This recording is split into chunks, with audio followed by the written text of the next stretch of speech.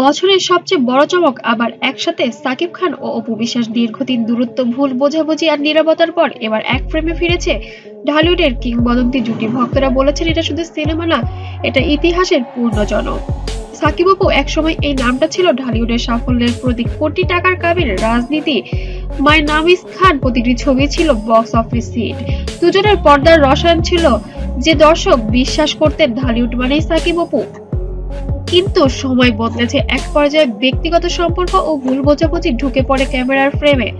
দুজনই নিজেদের মতো ব্যস্ত হয়ে পড়েন। অপু বিশ্বাস একাধিক নারী কেন্দ্রিক চরিত্রে অভিনয় শুরু করেন আর সাকিব খান তৈরি করেন নিজের সাম্রাজ্য সাকিব খান ফিল্মস। দুজনই ভক্তরাও ভাগ হয়ে যায় দুই দলে।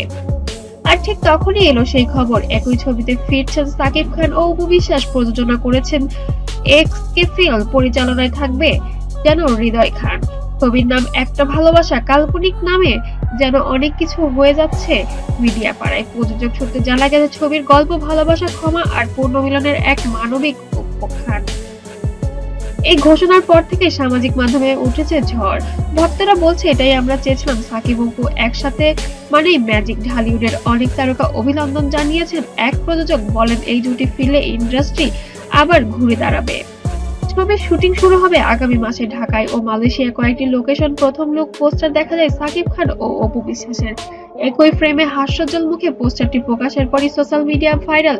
মাত্র 6 ঘন্টায় 1 মিলিয়ন ভিউ অতিক্রম করেছে ইউটিউব এবং ফেসবুক, ইনস্টাগ্রামে। কিন্তু প্রশ্ন উঠেছে কিভাবে সম্ভব হলো এই পুনর্মিলন। সূত্র বলেছে পরিচালক ও প্রযোজকের দীর্ঘ আলোচনার পর দুজনের সম্মতি মিলে। দুজনই নাকি বলেছেন ভালো গল্প পেলে আমরা কাজ করব। আর এবার গল্পটাই নাকি এমন যে দুজনের আবেগকে ছুঁয়ে গেছে।